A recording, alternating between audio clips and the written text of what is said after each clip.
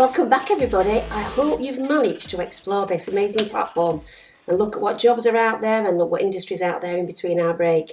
I've had a look on it and I'm just very, very impressed, John. What is it that we can look forward to today then for the rest of the day? So this afternoon, Jackie, we're joined by Jason Brennan, who works at the Advanced Wellbeing Research Centre here in Sheffield. Jason's going to tell us what they do. And also a little bit about his own journey. So I think without further ado, welcome Jason, and tell us a little bit about who you are and where you work. Great. Well, firstly, nice to see everybody. I hope you're having a good event. My name is Jason Brennan. I'm the Deputy Director of that building behind us, which is the Advanced Wellbeing Research Centre at Sheffield Hallam University. Great, thanks for joining us, Jason. So tell us what, that sounds a grand title, tell us what the Advanced Wellbeing Research Centre actually does. Yeah, so it was set up, the building was actually finished and launched over a year ago now, but as an idea at Hallam, it's been going for quite some time. The focus around it, and it's kind of centred around a central vision. And that's this idea of transforming lives through innovations that help people move. Now, that might sound again like a lofty vision, but what it's all about is thinking about how we can change the lot of people in all communities, not just the southwest of Sheffield, but all over of Sheffield as an area, but also across the world, starting from here really. But the idea is that we use physical activity as a way to make that happen. So one of the interesting things about AWRC, I think, as a unit is, if you think about healthcare, a lot of the time healthcare is something that's kind of done to you. So, what will happen is as you get older, and obviously some of the youngsters in the audience won't realise this just yet, but as you get older, things start falling off and breaking down. And often they have to be replaced. And that's interventional medicine. When something goes wrong, you have to, intervene as a doctor or a surgeon and fix that particular thing. The AWRC works slightly differently in the sense that it focuses on both resilience and prevention, or prevention and resilience might be a better way to describe it. So the idea that we create sort of strong individuals and strong communities so we can fight against things like pandemic, like COVID-19 that's happening currently. So a lot of research has been put in place already that shows that if people have strong immune systems, they can fight these kinds of diseases and pandemics far more effectively. So what we want to do as part of what we do as a group, if you like, as an organization, is make sure people have that resilience in the first instance. And then beyond that, the whole idea of prevention in healthcare, so we've got prevention in the first instance and resilience afterwards. So, when somebody has an intervention, for example, or something goes wrong, how do you create that resilience in the individual afterwards? How do you make sure they stay strong beyond something happening? So it's that whole idea of prevention and resilience wrapping around intervention. Now, it might sound lofty, but it's important because intervention is so usually heavily funded. So things like cancer therapy, pharmaceuticals, orthopedic devices, for example, that's all interventional medicine. But that's predicated on something going wrong in the first instance. We want to create resilient communities to make sure that doesn't happen in the first instance. That's great. Sounds fascinating. So I guess that means you're at the edge of lots of sort of leading new upcoming technologies. Can you give us some examples of the work you're involved in? Yeah, sure. No problem. There are lots, as you might imagine. So I'll try and pick out some of the sort of things that I think are particularly interesting, both from a technological perspective, but also from sort of a big societal perspective. So we get involved in lots of things at AWRC. So things like sports engineering, for example, we get involved in that too. So, we do work with people like FIFA and Adidas, and looking at how balls are designed and things like that from one end of the spectrum, which is interesting, right through to working with really large global organizations on things like cancer and looking at artificial intelligence in cancer and how cancers might mutate and how you can predict that happening by using AI. And we have a big AI team at Hallam and also at AWRC, so that's important as well. But we go beyond that. So there's some quite fundamental things we get involved in. So, for example, you may know or may not know that in health, a lot of the time, there's a measure called BMI, body mass index. You will have come across it. I think it's quite a common thing, and I think a lot of the youngsters will know in the audience as well. And the interesting thing about that is it's a measure of healthcare, if you like. It's a measure of how sort of healthy you are as an individual, but it's quite flawed because, for example, things like fat and muscle have quite significantly different weights. So you can have a sort of what looks like a poor BMI, but be an athlete and actually be very healthy. Okay. So we think that there are better ways to look at somebody's health from the way their bodies are set up, if you like, rather than just BMI. And we have an advanced human body measurement part of AWRC, headed by a couple of scientists we have here. And that's looking at sort of whole body scanning. So how you can use technology to scan the whole of the body and actually look at the composition of that body. And what's really exciting is you think about that stuff as just being something that's in a lab, a large scale scanning machine that looks at the human body. But we actually think with sort of some of the new sensors and technologies that you get within smartphones, for example, that technology can be transferred across to in the hand. So you can actually do that kind of scanning at home in the future. And that's quite interesting because it radically changes the way we look at those kinds of things. And there's one other example I'd like to give, actually, which AWRC was involved in, which is a really cool thing, actually. And that's using robots for children with things like autism, for example. So often children that have those kinds of conditions, when they're being treated in a hospital with strangers in inverted commas, the doctors, whoever that might be, it's very difficult for them. So what some of the guys have done is effectively design a robot that's programmed in such a way to actually relax the child before they had the consultation. And the outcome of that was they found that the children were much more relaxed when they got to the point of having a consultation. And actually that consultation then worked more effectively. So there's a whole range of technology we're working on. So to give you a couple of quick examples as well, just to add to that, we have some amazing technology on site. I mean, world leading technology. So some of the audience may have heard of a thing called motion capture. So you'll have seen it in computer games when people scan in individuals and you see how they fit into the game world. Well, we use that kind of technology for looking at sports people and developments in health and well-being, if you like, and human body movement, I guess, as well. And we have one of the biggest sort of motion capture suites or labs in the whole of Europe. So this thing inside the AWRC, which is obviously the building behind me, is big enough to house a full tennis court with a suite of cameras, so we can actually look at athletes and individuals, how they might work in normal life rather than in a small studio. So inside that building behind us, there's some incredible things taking place, some really good fundamental research. But I think one thing that has to be said about it is it's really applied. It's not research for research's sake. It is fundamental research. Some of it is world leading, but actually it's applied to the real world. How can we improve people's lives and their lot in the future?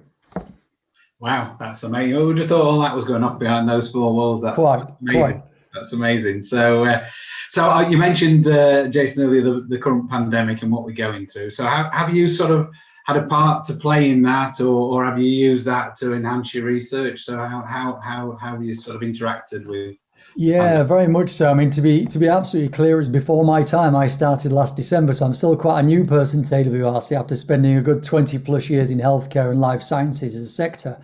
So coming in as DD and sort of deputy director, saying, looking at the things that are taking place is pretty awe-inspiring at times, to be quite honest with you. And the reaction to COVID, I think, it sort of sits alongside that. So we at AWRC launched a unit called Recover, and that was all about sort of looking at how we can effectively look at research and innovation as a unit set up to identify what works and what doesn't in terms of helping people recover and rehabilitate, from COVID-19. And the interesting about it is it's looking at sort of the role that physical activity can play in recovery. So through that research and innovation, it provides evaluation and feedback to existing healthcare services. So it actually does that on the ground. And we've looked at something like 10,000 people have been touched by this program in terms of looking at, and particularly the work around long COVID, because actually catching COVID is one thing. People can die, we know that. But most people don't, and that's a fact. But actually, a lot of people get this condition called long COVID, and obviously the evidence backs that up. And that can be a really debilitating condition where people struggle with breathing, for example, struggle with physical activity, struggle with movement beyond the condition happening, beyond COVID diagnosis. So a lot of the work we've done has looked at that, so recovering from long COVID, and we're still working on that as we speak now. But yeah, so over 10,000 people have been sort of touched by that program. But beyond that as well, we've kind of done other things sort of while this has been taking place. We've looked at how we can reach out as an organisation to vulnerable adults, for example, while COVID-19 has been taking place, because having COVID is one thing and having long COVID is another. But there are lots of people sat at home, and my parents as well, have been sat at home for over a year now, not really going out, not connecting with the community, and having to effectively shield and keep themselves safe. And that plays its own part and takes its own toll on folk. And one of the things that we've done as an organisation is produce a booklet. And that booklet was basically about activity at home, and making sure people stay in condition. And we distribute something like I think it was over 500,000 booklets, and that's going into print again, so we can do more of that good work. So we've played a really active role, and the reason that's important to me is to sort of bring it back together here. The AWRC is, as you will well know, is placed in the heart of Darnall. Darnall is an underprivileged community in our city and within our city region. And so the AWRC is not there by chance. It's there by design. We're part of the Olympic Legacy Park.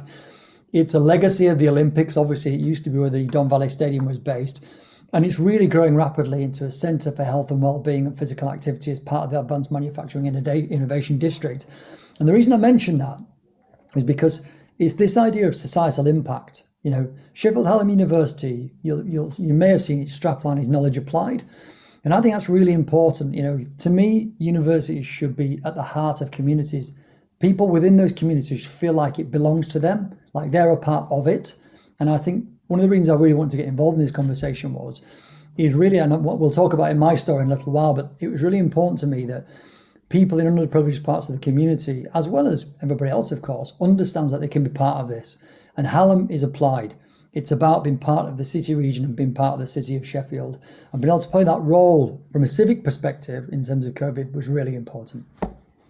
Great, wow. So real impact locally. And I guess, your impact is local, it's regional, and I suppose it's going to impact on society as a whole. So how would you sum that up, Jason, in terms of thinking about the future and the impact the work you're going to have on society as a whole?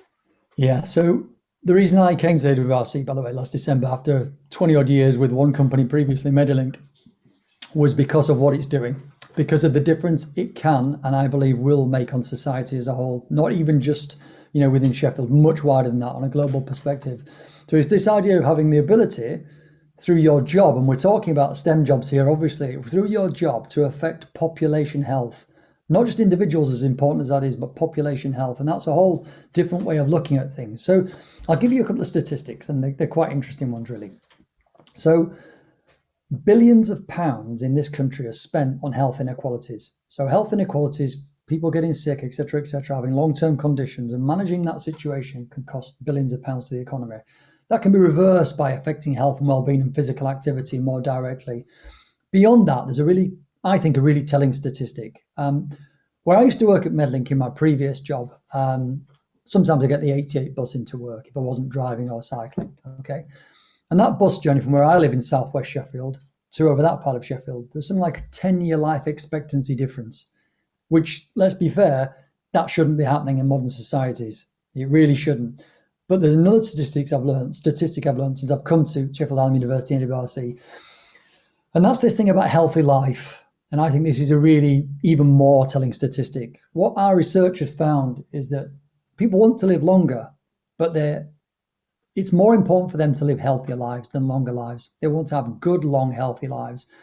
And the gap between the poorest and the most affluent wards in our city is 25 years. So there's a 25-year gap between high, good quality, healthy life years and low quality, healthy life years. Now that statistic, 10 years is enough for life expectancy, but 25 years, think about what we can do in 25 years. In 25 years, I'd finished my degree and spent over 20 years in healthcare technology. It's a huge part of my life. So that's 25 years.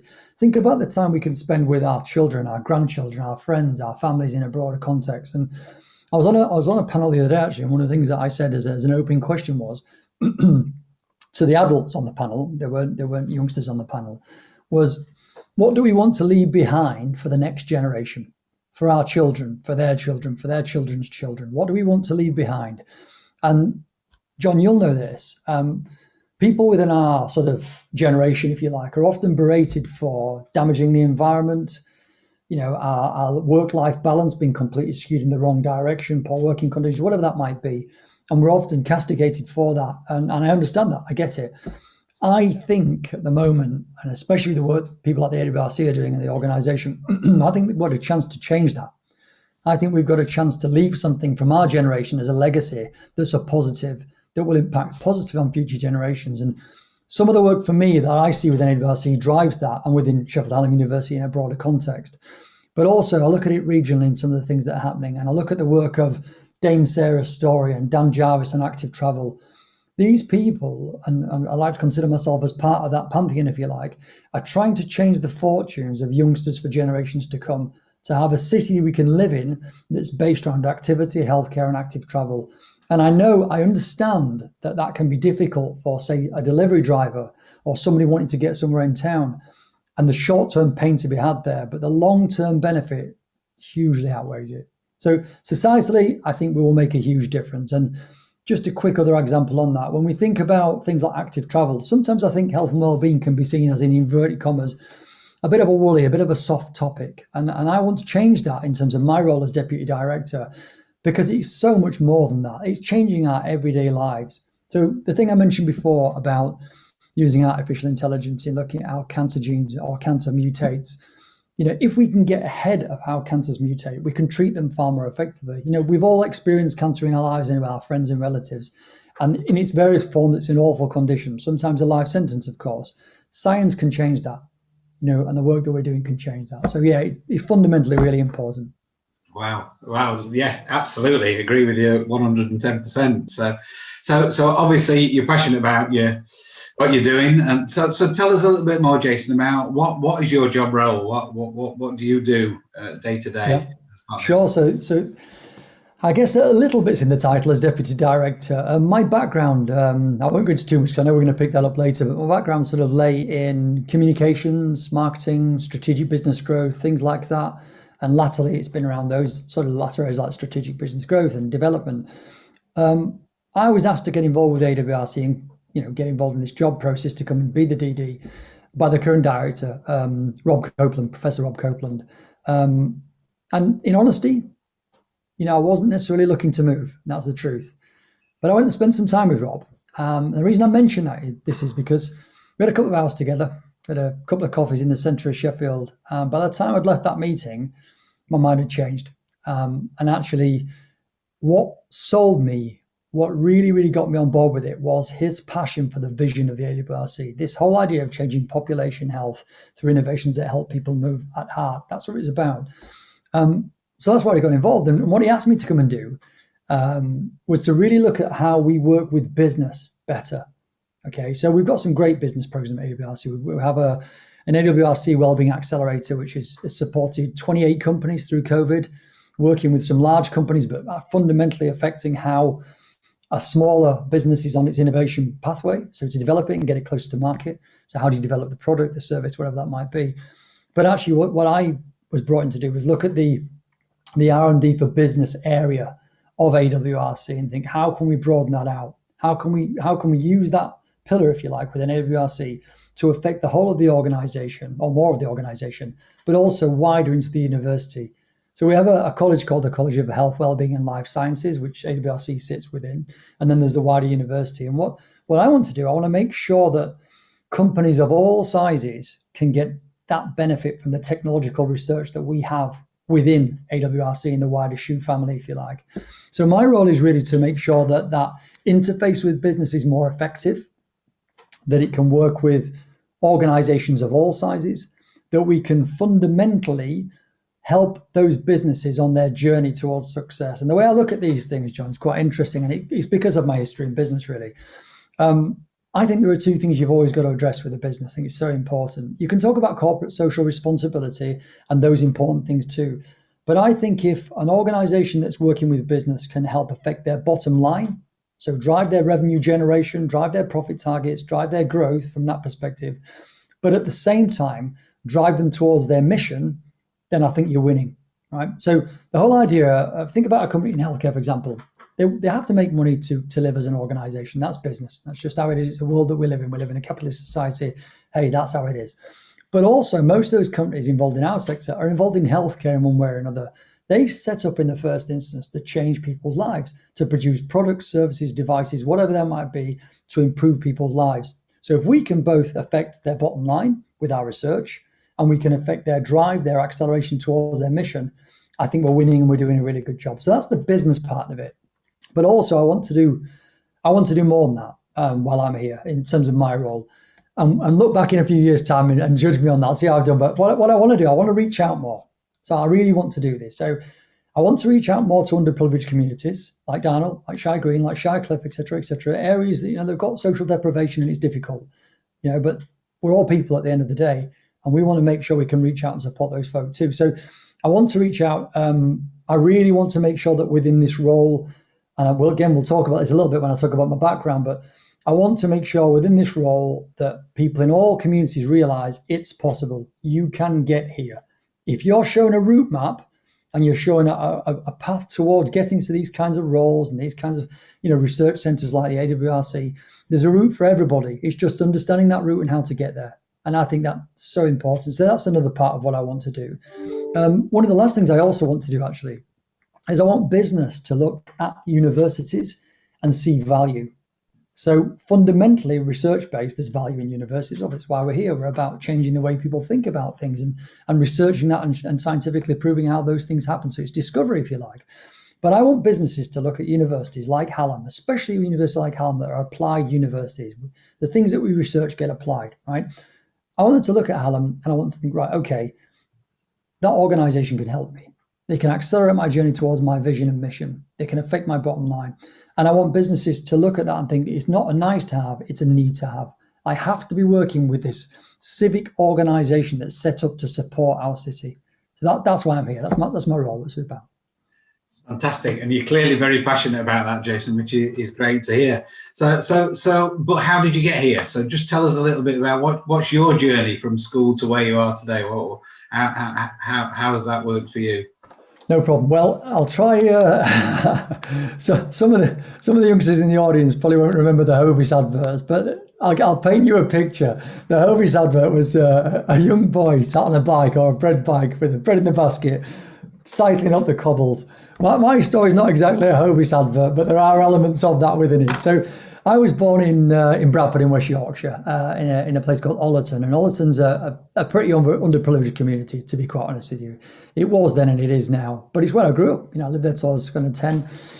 We moved to in inverted commas, nicer part of Bradford, I guess, and I worked in a weaving mill. So when I was 16, I left school and went to work in a weaving mill for a year and a half, and it was kind of like, these dark satanic mills. It was pretty grim, and that's the truth. And listen, people have fantastic careers in those places, but at the time for me as a young lad, it was a real eye-opener.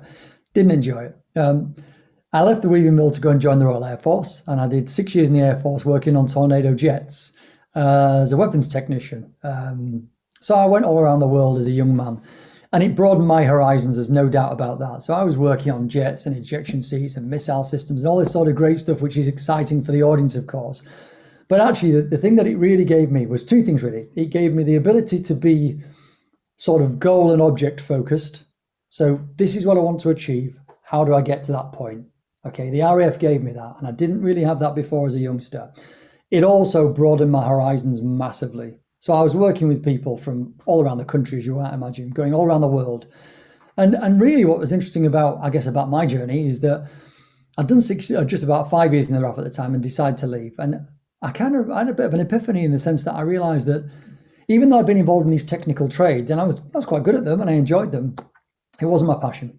My passion was about communication. It was about understanding how things get communicated properly and being a part of that. That's what really kind of moved me at the time. So I decided to sort of do my A-levels. So I went on an access course in Bradford at the time and I did my A-levels in a year and got those. Got into University of Sheffield, which was one of the best journalism courses at the time.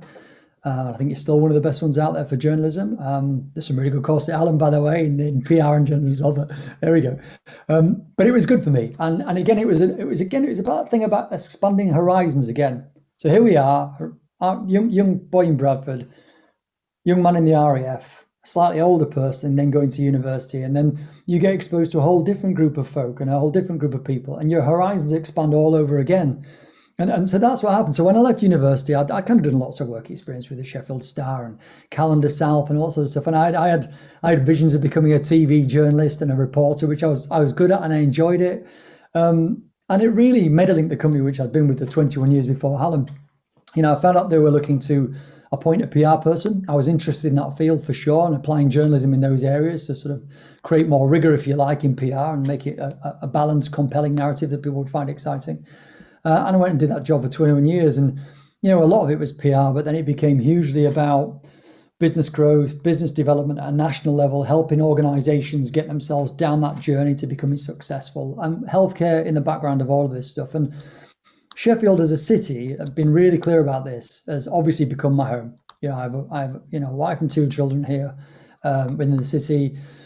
My home's here, my job's here, and even though I love Bradford, it's where I'm from. It'll always be my football team, Bradford City, always. But actually, I love the city. I love Sheffield, and I feel indebted to it. I think I've given quite a bit to Sheffield, but I feel indebted to it. So to have the chance to come and do this job and affect change in Sheffield and wider was too good an opportunity to miss. And so far, it's been really exciting. So that's my journey, and the reason I think that's important is I want the youngsters to understand in the audience that no matter where they're from and what background they come from, there really isn't an ultimate barrier. It can be more difficult. Let's not joke about this. If you come from an underprivileged part of the city, the statistics will say that it's going to be more difficult for you to get A-levels, go and do degrees, get a great career. It's just the world we live in, right? But it's actually not an ultimate barrier. You can get past it. I know it because I have. Right, so I've moved on and got qualified and continue to be qualified my whole life. And I think if there's one thing I would really like to communicate about that to everybody, but particularly the youngsters in the underprivileged areas, it's that don't ever let anybody make you feel that you can't get there. You can get there, but to get there is not easy. Don't just expect it. Don't think somebody's going to give you a handout and say you can be this person. You've got to do it. You've got to work hard. You've got to stay diligent. You've got to stick to it. Some of the youngsters in the audience might have heard of a boxer called Floyd Mayweather. And Sheffield's a big boxing city, as we all know. Floyd Mayweather always talks about 2 things: hard work and dedication. And to me, that's the secret of it all. Do you work hard? Are you dedicated? Will you stay the course when it gets difficult? And if you will, you can get there, right? But I think the other thing that's key is that we show these youngsters a pathway. It's not saying we have all the answers. We don't have all the answers, but there's a path there to be trodden. And that's the background, really. Fantastic. What an inspiring story. It just shows how, where you start is not where you end up, isn't it, really? So I think that's a really important message for young people. I think you've probably answered my next question, Rob, but I'll ask it just in case there's anything else you want to add, Jason. So what advice would you give to those young people who may be listening today and thinking, well, that's a career route I might like to follow? So what would be your advice to them? Do you know, the other day I was on a panel, and it was one of these Zoom panels where you get moved off into a separate room and you have conversations. It's a bit like roulette. You just appear in there and you're with these people. And one of the meetings had 2 folk in it. It had Lisa Mooney in it, and Lisa is our Pro VC for innovation at Hallam.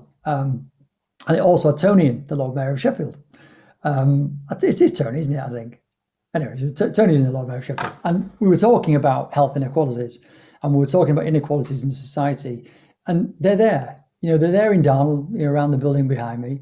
They're there in those other areas we spoke about. But I just think if we can... I actually made a note on this because obviously I'd seen some of these things before. And the thing I put in my notes was, find your path and stick to it. Find that path. Now, if you'd have said to the young Jason Brennan when he was 15 years old, just about to leave Rosary Upper School in Bradford, what do you want to be? I didn't have a clue. I did not have a clue. Even when I was in the RAF, I still didn't have a clue. I'd kind of fallen into these things. I've got a good clue now. It's taken me a long time. I would like to have found out a few years ago, but there we go. But I think that thing about, finding your path and sticking to it. And the way you find your path, which is obviously a very difficult thing to do, is to be interested. Show in interesting things. Spend your life being inquisitive. Spend your life being interested. And if you think about something, think, I like the look of that, right? The access we have now to information is on a different planet to when you and I were, young men or boys.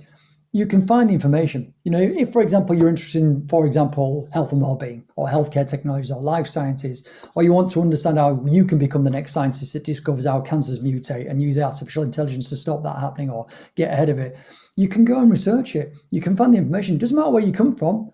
You can go and do that. Most of us have got smartphones these days. Most of us have got access to the internet in one form or another, either in a public building or at home. So we can go and do that stuff. Be inquisitive. Be interested, and spend time going deeper and deeper and deeper into the things that get a hold of you. And if you do that, eventually you'll find your path. It might take time, but you will find your path. And that'd be my best advice, I think. Thank you. That's great advice. Yeah, absolutely agree with all of that. So just thinking back, we're nearly finished now, Jason. But just thinking back to sort of the Advanced Wellbeing Research Centre, what exciting developments do you think we can look forward to hearing about in the next few years? Yeah, there's some really exciting stuff coming up, actually. One of the things that we're just about to embark upon, and it'll become public shortly. So the idea is out there already, but the actual who the partners are going to be and who's involved is we're looking at this whole concept of prehabilitation in cancer treatment. Now, for anybody that doesn't know, prehabilitation is a bit like what it sounds like. It's getting people ready for something before it happens, a bit like what I spoke before about prevention, if you like. Now, rehabilitation is when something's gone wrong. You get rehabbed. For example, if you have a cruciate ligament injury in your knee or something as a footballer, you'll have rehab after the operation to get you back to full fitness. Prehab's kind of making sure that you're ready for something to happen before that. So in cancer, it's quite interesting. So without going into too much detail, I sort of had my elder sister died of cancer, sadly, of lung cancer, and actually, I saw the toll it took on her as an individual when she was being treated by the usual radiotherapy, chemotherapy, etc., etc. And it takes a real toll. And you've got to be strong to be able to stand that. And there's lots of evidence that shows that if you are physically in good physical and mental health before you have cancer treatment, your prognosis is simply better. So the program we're going to be undertaking is looking at research into prehabilitation before cancer, before cancer treatment, so we can make sure that those people are more resilient when they have that treatment and improve their prognosis. Now, I could talk about technology, I could talk about our, world-leading scanning technology, but actually, to me, that fundamentally is one of the most exciting things I see on our radar right now.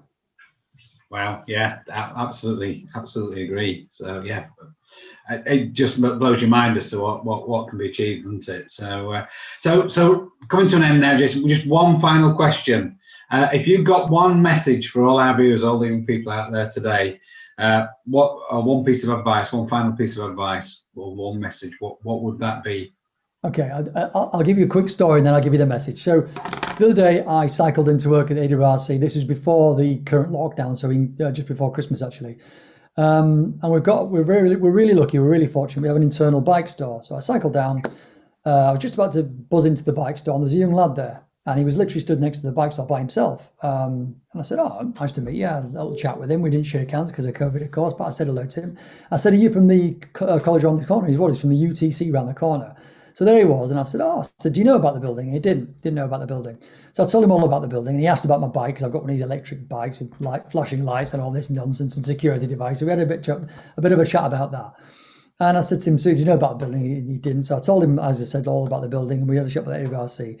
And I said to him at the time, this young lad, this building here is within your community. This building here is for you. The research that takes place at Hallam, the research at Sheffield Hallam University, the research that takes place at the Advanced Wellbeing Research Centre is for you and everybody else for that matter. So the final message I would leave is get interested. Get interested. Go and find out about what Hallam does as a university. What I would love to do as part of my role is come and be a student at Hallam. Come and change the world.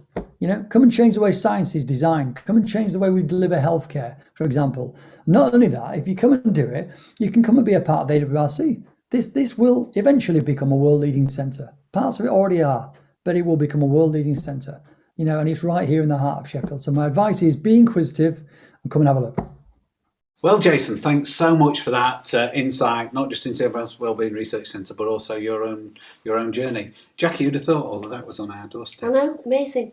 You don't realise, do you? I've driven past there loads of time. You see this building, you think, what's there? But to have a little insight of all that technology and that skill and knowledge, and we're helping change the world here, aren't we? Absolutely. They help change the world. Absolutely wonderful. Yeah. So how have you enjoyed your day with us today? Oh, it's been brilliant, John. Thank you for inviting me. It's just been so inspiring. Even I'm inspired. And, if I was starting my journey, what do I want to do in life? If I was back there when I was sort of 16, 18, I'd definitely be looking at something in science or technology. Those opportunities weren't around when I was there. When, as a girl, you went into cooking or dressmaking. We're never given the opportunity to actually do engineering. So what we'll say to everybody, seize those opportunities. Girls, boys, anybody, amazing. There's loads and loads of things that you can do. And you're actually helping change the world. Just remember that. It's been brilliant, and I'm so looking forward to what's here the rest of the week. Thank you, Jackie, and it's been a delight to have you back with us. Thank you very much. Just so you know what, so if you can make it back with us tomorrow, we've got similar events happening all week, but tomorrow, just to give you a flavour, we're looking at first to fourth industrial revolution, spotlighting the rail industry, construction industry, and we've got a real live rally car British champion joining us.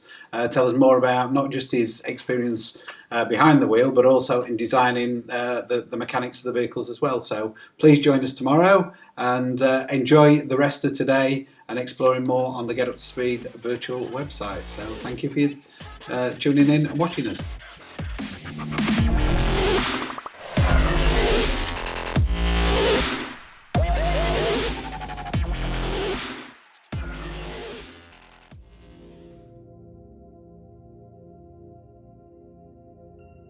Sheffield is home to an advanced manufacturing park, and the area as a whole has a key role to play, I think, in our aim of making the UK the best place in the world to do science.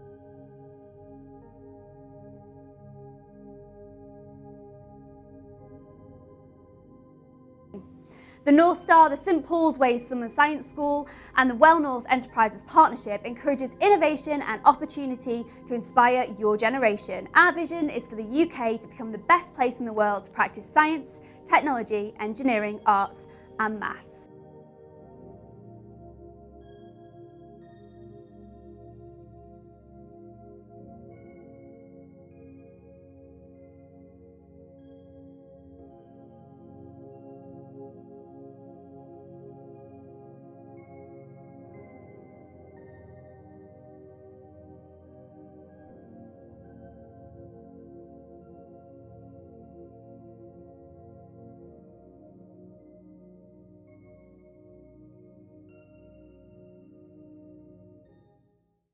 Landing checks. Undercarriage. Down 3 green. Plates. 4,200 green. Fuel. It's good. We've got 13,500 pounds. Landing lamps. Can go up, I suppose.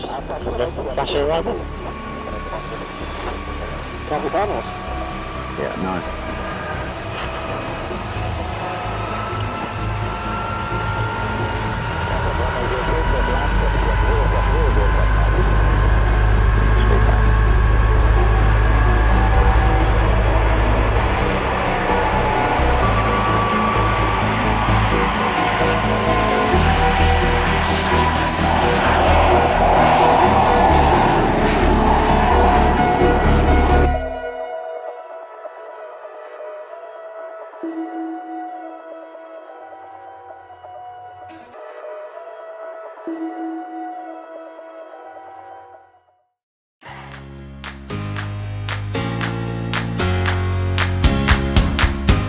Gaining qualifications is a key stepping stone to future employment. It's important because you never really get these opportunities in life, and it really helps with your future more than you think it will. On your CV, your confidence will improve a lot. From these 4 days, you can see a difference between everyone you've met.